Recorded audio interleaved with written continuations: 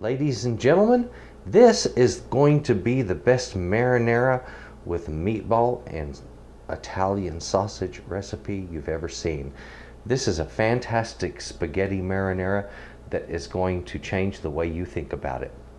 When you try this, you're going to have a new favorite.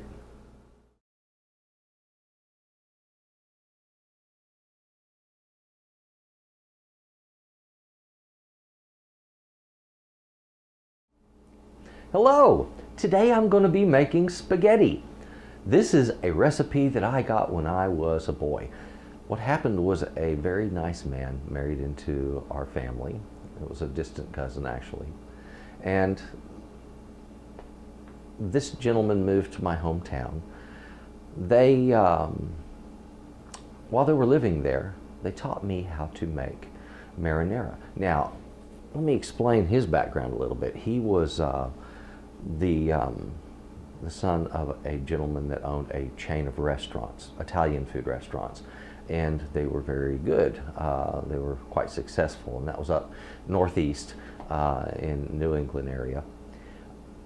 Anyway, he taught me how to make marinara and how they did it in the restaurant.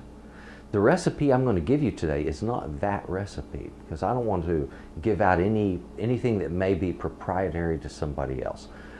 But what I've done is I have changed this recipe, substantially so, enough that it is my recipe, and we're going to go over some really neat ways of flavoring the marinara and making the meatballs. This is a very special dish. So what I'm going to show you today is a fantastic marinara with Italian sausage and meatballs, and we're going to ladle that up over some spaghetti and have a fantastic meal. This is my spaghetti recipe. Let me show you these great ingredients I have back here, and we'll get busy making spaghetti with all the fixings. Come on. We're going to start with the meat. I've purchased some Italian sausage, and this is some sausage I've tried before. I really like it, so it's great for this dish. If you know of a particular sausage that you like, go with that. Otherwise, look for the one that really looks the tastiest to you. And if you want, try one first, cook it up in a pan. And if it's right, then make sauce with it. Also, I have some sirloin here, and I'm going to make meatballs with that. We're going to herb it up really good and add some seasoning to it. It'll be very, very tasty.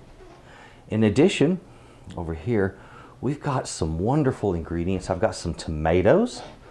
If you notice, I've got Roma tomatoes here. These are a beefsteak tomato. And we're going to discuss some different things about tomatoes in this show. Also back here we have some tomato paste. Tomato paste works really well for this dish. This is, we're going to get into this whole tomato discussion. I'm going to make some things really clear and understandable about vine ripened, not vine ripened, real, lies, truth, and all of that. So that'll be in just a moment. We have some herbs here. I've got some oregano and some rosemary, thyme, and some fresh basil right here. In addition, we got some wine. You're going to want for this either a rosé or a white Zinfandel. Now this sauce cooks down very, very rich and heavy. I'm going to recommend go to the lighter side of that. Try the white Zin. If you want a heavier or more robust sauce, you can go with the rosé. I was taught with a little different wine. It was a dark Italian wine, and I thought the sauce was a bit too rich that way. This way it lightens it and makes it a little more herby and less rich. We have some olive oil back here, garlic. All of these fabulous ingredients we're going to put together in a wonderful way to make the best tasting sauce you'll ever eat. Now folks, as you've just seen, there is some tomato paste out here. You might be thinking, well gosh, you're cooking with all fresh ingredients. Why do you have tomato paste? That comes from a can. Okay, let me give you some real truth about these little gemstones right here. The truth of the matter is you have seen advertised vine ripened tomatoes, and then you see these tomatoes hanging from a vine in the grocery store, and you're like, hey, there you go, that's a vine ripened tomato. Okay, that's sort of a misnomer. Okay, it's not altogether correct. What's really going on there is vine ripened. The actual term refers to what farmers used to talk about a long time ago and what I grew up learning about, which is a tomato that turned red while it was hanging on the vine, and that vine wasn't cut off like this, but was actually still hanging on the plant. The plant was planted in the ground and growing and all that, and the tomato turned ripe in the field right there on that plant. That's vine ripened, okay? And that would be this little gemstone. And a real vine ripened tomato, you can see there'll be little blemishes on it from both packing as well as from being on the vine a little bit longer. So you'll see some small bruises, and that's a good indicator that you got a real vine ripened tomato if you're being told that it is. These are actually an organic vine ripened tomato, and they were grown in a hothouse. Okay, so this is a reputable distributor. I trust him, and I got good tomatoes from him. The tomato paste is made from the same exact product. It's made from one of these. Okay, here's the truth. When you have your field hands picking the tomatoes, they give them a chart, and it is a size chart. Pick all of the tomatoes that are this size or larger. And so they go out in the field and do that. And then they are also told to pick any red tomatoes and put all of those red tomatoes that come off of there into another bin. And they give a chart on just how red they're willing to accept. In other words, is there a little yellow here? They'll still accept that. But if there's green on it, they will not accept it as a red tomato. They want to leave that on the vine, and they'll tell them to. That way, the next couple of days when they walk back through to reharvest, it'll be ready for the second harvest. So that's sort of the way it works when it comes to the tomato process and how the workers will pick these little gems. Now the ones that are red, most of those, unless they're being shipped to stores to be sold just like this, which is rare, most of these go straight into canning. In fact, almost all of them go to canning, with the exceptional few of just those that are more often organic, people looking for the real thing. And often you have to get it as a hothouse tomato. This is winter. Yeah, it has to be a hothouse tomato. This is not tomato season. So I've still got a wonderful, wonderful fresh tomato there. The tomato paste is the same thing. It was made with vine ripened tomatoes. These turned red on this vine right here, and these are not vine ripened. Now, when I purchased these, understand something. The packaging from the store I purchased this from was honest. First time I've seen that. And the packaging said tomatoes on the vine. It didn't say vine ripened tomatoes. It simply said tomatoes on the vine. Cool. All right. That'll make a wonderful table presentation in the center of your table for this fabulous sauce. Okay, boom. So now we have an actual use for that, right? Okay. If you want to use those, you can, but they really kind of kill off the flavor. Now, you know the truth about the tomatoes. Let's get into making this thing. We got some meat to cut up and some sausage to brown. Come on.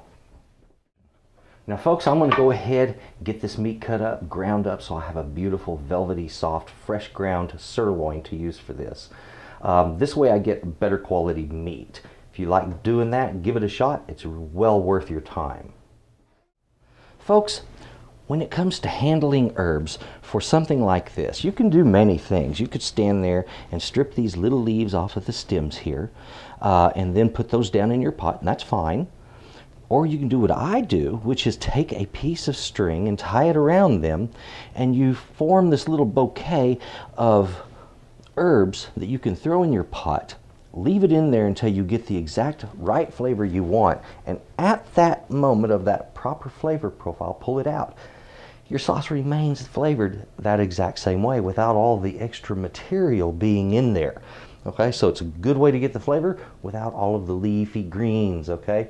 There's going to be plenty of little bits of green because we're going to be putting the chopped basil in there. But this technique can also apply to basil the same way. You can do it just like this. I'm going to be doing that with this and also my oregano, and that way I can just control my flavors one at a time. The garlic, all you have to do there is crush those little garlic cloves and drop them right down into your sauce. For the meat and the meatballs, I'm going to be chopping it up and that'll be a couple of cloves, fine diced for the meatballs, along with some of that oregano that's going to be chopped for those meatballs. So prepare all of that. The tomatoes we'll process through a food mill to get rid of the skins and the seeds, and that way I have a beautiful product. For this recipe, and it makes a lot, you're going to need a big pot. So I've got a large 8-quart right there. Right there's my bowl with my ground meat. Isn't that beautiful? We'll get our spice and herb in here, and then back here, this is for processing those tomatoes. You use a food mill, you don't have to blanch the skin off and remove the seeds and all of that. You just cut these up, quarter them, throw them right in there, mill them through, and it takes seconds to do that. On the meat, we want to go ahead and get it flavored up, and I'm going to be using some garlic and also some oregano, and I'm needing a couple of teaspoons of each. So I'll fine mince this the same way I did that, and well, I guess fine chop it. It's an herb. Anyway, we'll get that down in the meat and all mixed in, and a little bit of salt, and then I'll just press that off into some beautiful meatballs. Now folks, we've done our work. All of the prep work is done the way it should be prior to cooking. After all, you don't want to be burning your meatballs or sausage while you're chopping herbs, right? So we have those ready to cook up, a big beautiful pot ready to take care of all of this, and right over here, all of our other ingredients. We have a wonderful assortment of our herbs, our spices, the tomato paste, the tomatoes that we pureed back there, our wine. It's all ready to go. So I'm going to start by browning my meat. After the meat is browned, then I will add in the rest of the ingredients to make a beautiful marinara. And after that, we'll add the browned meats back into that and finish their cook. Yeah, look at those sausages browning up real nice. Oh, that's what we call flavor, ladies and gentlemen, and it's going to make for one tasty sauce. Now folks, I'm busy browning the sausage, as you can see here. Get it a nice brown on both sides. We're building brown on the sausage and in the bottom of the pan, and it's all about flavor. Do that to your sausage and your meatballs. Alrighty, we're getting these meatballs cooked up. The sausage is done. Now on the meatballs, they don't have to be cooked all the way around, folks, but do as much surface area as you can. My meats are browned. Now I just need to put some wine in there, deglaze that pot, and we're off and running. I now have all of my tomato in here, 1 pint of water, the better part of an entire bottle of wine, as you can see there. I put a teaspoon of salt in there, and my herbs down here, they're ready to go in. I won't be putting the meat in immediately. I'm going to be putting it in there after about an hour of simmer time. We're going to work the sauce first, then we add the meat and allow that to do its trick. I've gotten all of my herbs down in here. As you can see, these little strings. There we go. Isn't that nice? And those will make it easy to fish them out. So all I have to do is let this sit and simmer. As it comes up to a boil, once it starts to break a boil, I'll reduce the heat, cover it, and then we will let it simmer for about 1 hour. At the end of that simmer time, I'm going to be, or actually during the simmer time, at about 20 minutes in, I'll check the flavors. And if I need to remove any of my herbs, I'll do that. And then at 40 minutes in, I'll check the flavors, and then in an hour, we'll check the flavors, and we'll adjust this as needed. This is making good marinara, and this is where it begins with these little techniques. Now folks, this has simmered for an hour and it is looking beautiful. I just tasted it. It tastes really good. But now it's time to get the meat in there and begin the next process of that stacking of flavors, the development of this wonderful sauce. So what I'll do next, I'm going to take all of my meatballs, my sausages, put them down in here, and we're going to let that cook for the next hour worth of simmering. There we go. I've just finished putting oil on my pasta to keep it from sticking. Nice thing about that is even if it's been covered for a while, you can come back and put a fork in it and jiggle it a little or this, and it'll break it loose and it will serve up just fine. It won't stick together. Oil it when you're done cooking, not when you're cooking, and it comes out perfect, and you get that beautiful olive oil flavor. Well, there it is, folks. We have our marinara finished. Look at the gorgeous color on that. We have our meatballs and sausage. They held up beautifully. And imagine that. We didn't use any form of binder in the meatball, and it held up fine. Folks, you don't need all those fancy binders. You don't need egg and all that other stuff. Leave it out and have a good meatball. The ingredients that we use today, quantities, are as follows. I used 5 Italian sausages. I had 1.5 pounds of sirloin that I turned into those beautiful meatballs. And then back here on those tomatoes, well, the tomatoes that I used today, the paste back there, that was 18 ounces of tomato paste. So if you're using those little cans, that'll be 3 of those little guys. Here I had 1 pound, 4 ounces of the Roma tomatoes. So I wanted a little over 1 pound, and I got that, about 1.25 pounds there. The beefsteak tomato, if you want to add these in, you can, but frankly, folks, they're going to make it kind of twangy and tangy, so it's kind of your option there. But I had 1.5 pounds here sitting out. That's what that is. On your garlic, you're going to be using, you know, for those meatballs, we used a couple of cloves there, but in the sauce, we used another 4 cloves. On this, you just kind of adjust it to your own flavor. If you like garlic more, if you less, you can cut it back. And you don't have to mince it. You can. It's sort of your option. The other herbs that we used here, of course, were our oregano and rosemary and thyme. And these are bouquet de garnis we did. And we leave them in long enough until we get the flavor we're looking for. That very distinct flavor profile. Taking each one out as needed. The basil, on that, this is simple, guys. When I do a chopped basil and put it down in a dish like that, I like to use a lot of it. So you can go heavy on your basil. It's a wonderful tasting light herb. Now on this one, as you saw there, we used, what was that? It was about 4 to 5 tablespoons of that basil. Nicely fine chopped and thrown into the pot. Up to a bottle of your wine, and on the olive oil, you're just going to be using that as needed. We used a couple of pieces of string and of course your spaghetti, and just measure that out on the package directions for those that are going to be eating that. So that's it. And once you learn that, you know, sometimes making a good sauce involves just using a little bit of calculated decision making.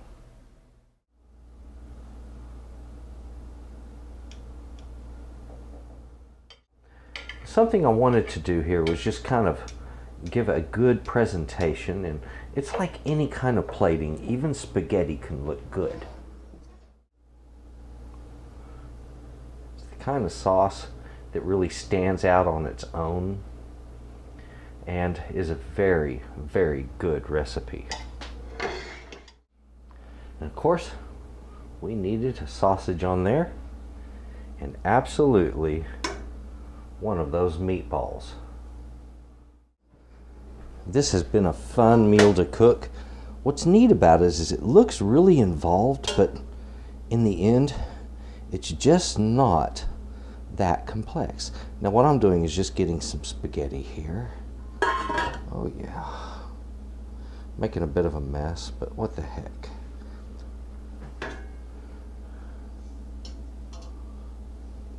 Getting a little bit of that sauce.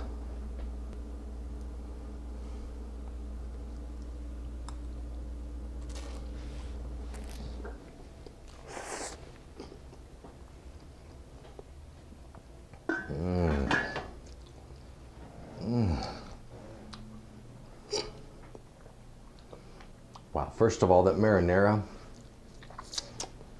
folks, that's unbelievable. You know, I have to admit, it's been many years since I prepared this, all right? It's the kind of marinara that, well, as you've seen, it takes several hours to make, but it yields the most remarkable, rich, full-bodied flavor that you've ever tasted in your life, and you really need to give it a try if you haven't. This is a recipe that's definitely worth trying. Thank you very much for watching Texas Cooking Today. I do appreciate it. That was real cool. And for getting to this point, I appreciate you very much.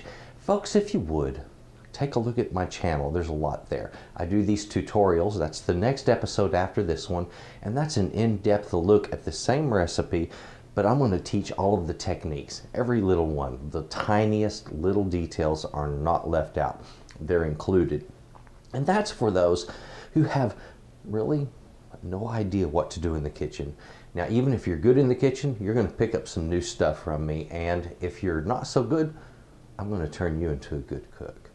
Folks, take a look at those tutorials, and thank you for watching. This has been Texas Cooking Today. Oh! Now, in addition to this beautiful recipe I made, if you would, please take a look at my Patreon page. That's, oh, there we go. Patreon, that is patreon.com/Stuart Trotter, and you're going to find out a little bit more about me right there. Thank you very much, and folks, you have a good day, okay? Bye-bye.